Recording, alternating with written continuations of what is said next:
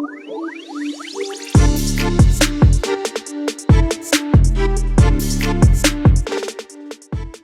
everybody and welcome back to Sweet and Sour Soccer and welcome back to week 10 of Premier League predictions. Guys, it was actually James that was supposed to be doing these predictions, but unfortunately ran into technical difficulties. So you've got me this week.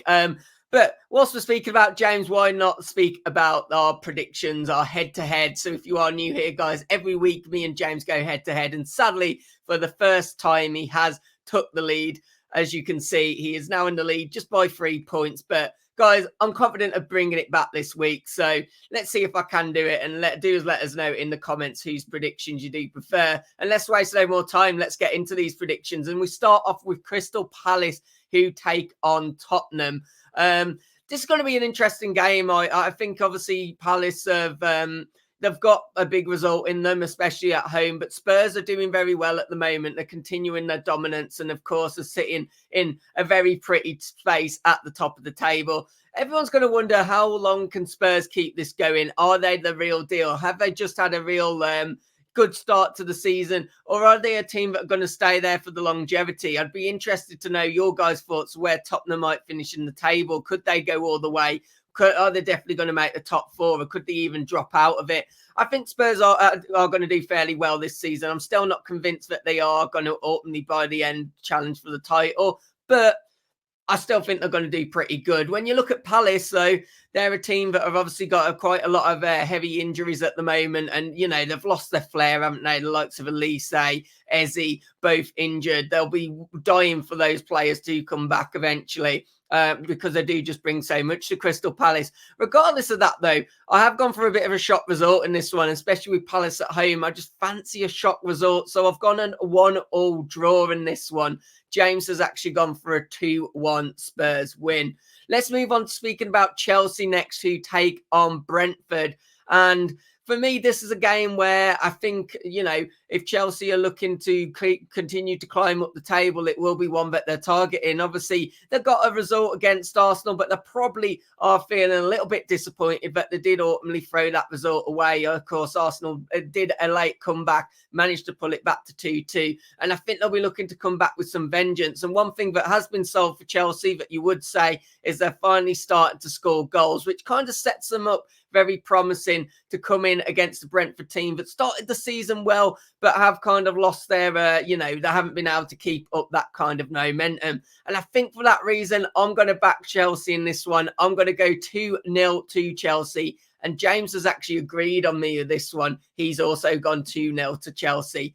Let's move on to speak about Arsenal, who we just touched on in this in that last game. Of course, in their last fixture, they did throw away a 2-0. They did come back, and they get that 2-2 draw. But all eyes are on, obviously, David Raya and Mikel Arteta entrusting David Raya, because Aaron Ramsdale must be sitting on the bench thinking, well, what have I actually done wrong to lose my place? Because this guy's actually out here making mistakes as well. It's not like he's come in, lit the world alight. And you do just question sometimes, is Mikel Arteta just trying to do a little bit too much? You know, he had to find a way to try and obviously beat Pep this year, but is he maybe overthinking this? This is the one criticism I do have of Arteta at times. I think he's a fantastic manager, but he's still quite young in his managerial career. And I do think sometimes, are you just overthinking things? I still can't see a reason of why Ramsdale was replaced. But they come up against a Sheffield United team that inevitably are struggling in the league.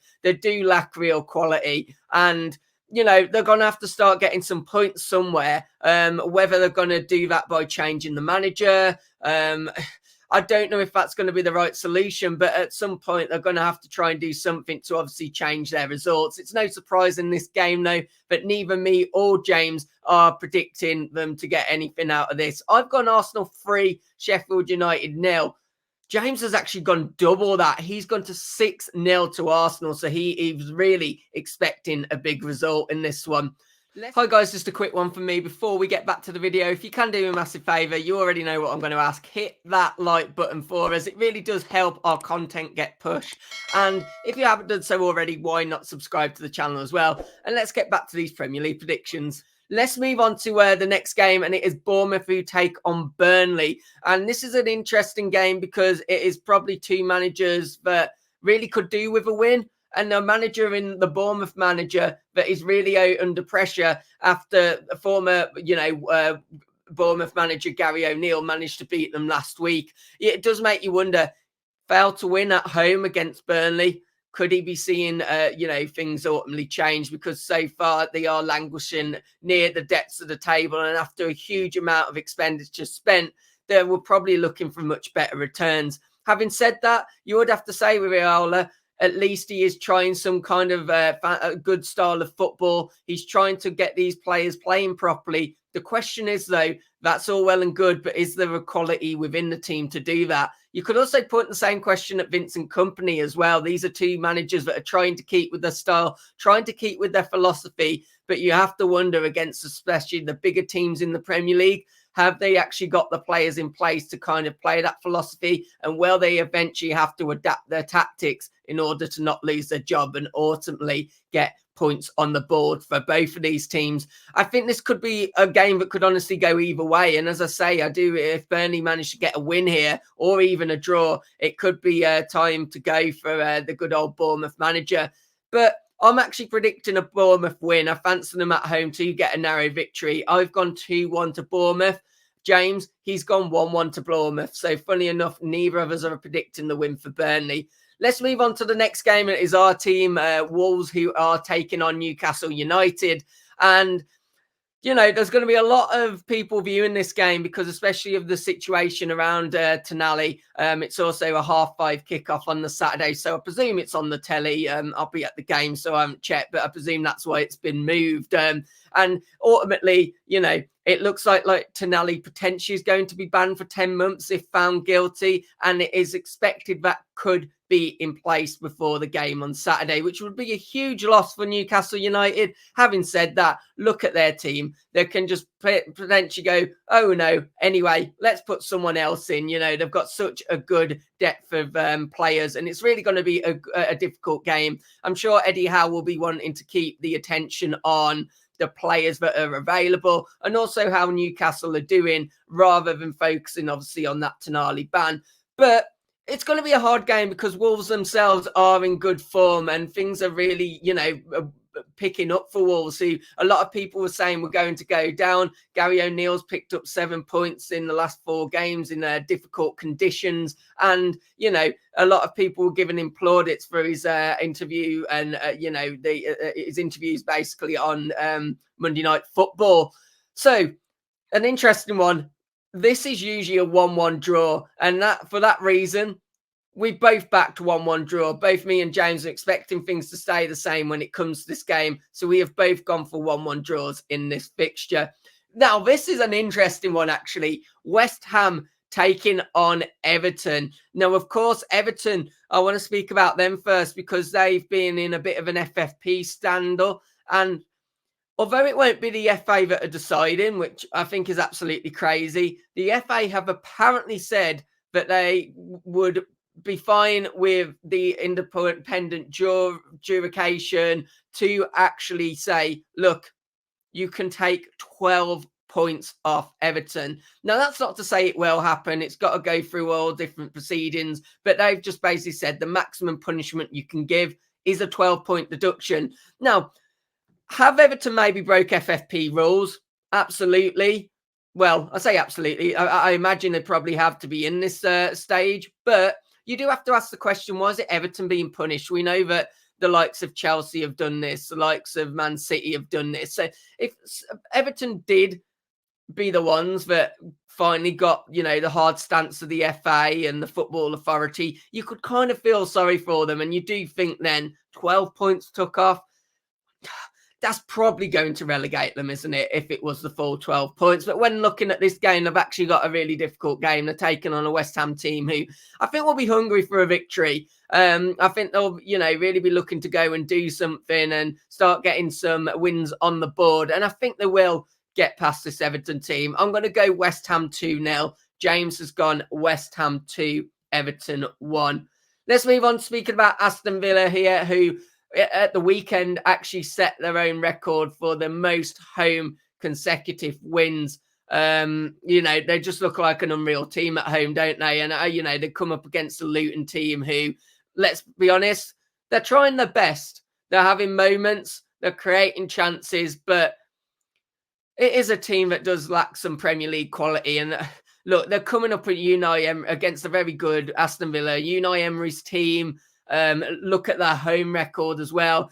The one thing that you would say that could go obviously in Luton's favour is, of course, where Aston Villa are having to play in European football. But I can't look past Villa in this one, and James hasn't either. I've gone Aston Villa 3-0, and James has gone Aston Villa 4, Luton 1. So at least he's got you guys to get a goal there. Let's move on speaking about Brighton, who take on Fulham. And I think this could be a good game, because I think Brighton will be hungry to get some points on the board, to pick things up. But again, another team that's not used to playing European football is playing in Europe, and you do just wonder how much is that perhaps going to affect them. Are they going to maybe not be at full pelt when they come out at the weekend? Some questions there.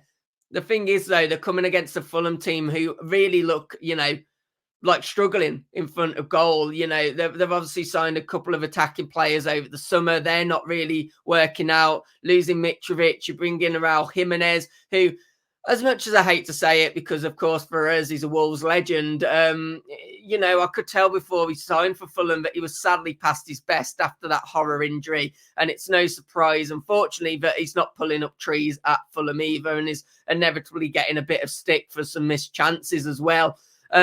You do look at this Fulham team and you do think, come on, you've got to start getting some goals, because on the day this Fulham team can be very good, but we also know this Brighton team can be very good as well. And that's why I have backed Brighton. I've gone Brighton 3, Fulham 1. James has actually gone for the same result. He's also gone Brighton 3, Fulham 1. So we're both expecting a Brighton win in this one.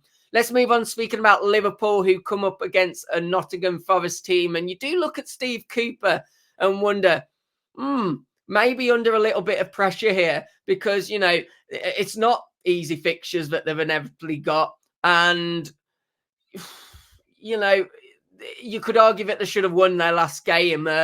They've obviously, without our Nui and Chris Woods, he steps in. He gets 2 goals. That should have been a really good thing here, that we've replaced the striker. We've brought another striker in, and we're still scoring. Great news, but also conceding. And I do think, is that where the holes are for Nottingham Forest? And they're coming up against a team who, let's be honest, they've got a lot of goals in them. They managed to get past Everton, and they did it in a manner where, at times did look very good, albeit it was an Everton team that were down to 10 men. And you could argue that maybe Liverpool should have been, with the same fortunes. But this is a Liverpool team that have gone a bit under the radar. They're doing very well this season, and, I expect them to return to Champions League football at least. It'll be interesting to see if they can even go as far as mounting a bit of a challenge and a bit of a title push. But when it comes to this game, I expect them to get the victory. And me and James, again, we're actually agreeing in quite a few of these results. We've gone Liverpool 2, Nottingham Forest 1 in this fixture. Let's move on to the big one. The Manchester derby, Man United taking on Manchester City. And look, this is going to be an interesting game, because it always is the Manchester derby. But Man United might be going into this with a little bit more confidence after their European expertise. Harry Maguire getting a goal. I love that he's kind of said, look, I'm going to fight for my place. And he is fighting for his place, and he's earning his place back. And I have to respect him for that, because let's be honest, we all thought he was completely done when it came to Manchester United. We all thought, Harry, mate, why are you staying? Especially when, you want to get into the England team for the summer. But he's proven everyone wrong, and I say fair play to the bloke, I really do. And of course, Onana saving a last-minute penalty. But we've got to look at the fact that they were playing Copenhagen, and they should have just blitzed this team, if we're going to be completely honest. So even though there's things to be positive about for a United fan, you're coming up against Manchester City, who are looking very good this season, as every season. No surprise there. They've got Erling Haaland, who, continues to score. They've got goals all over the pitch, and they look like a very well-oiled team. And I think when you put these guys against each other 11 for 11, there's no question of who has the better team and who also has the better manager. For that reason, guys, I'm not expecting a shock result. I've got Manchester City 3, Man United 0, and James has gone for the exact same as well. Guys, massive thanks for watching these predictions. I will bring up the scores on screen now for you guys to view one last time, so you can pause it if you like. And as I said earlier on in the video, if you have enjoyed it, please do me a massive favor, hit that like button, because it really does help this video get pushed out to other people. And please do subscribe as well if you haven't done so already, so you can maybe come back next week and watch our weekly predictions next week. Have a good one, guys. Take care. Goodbye.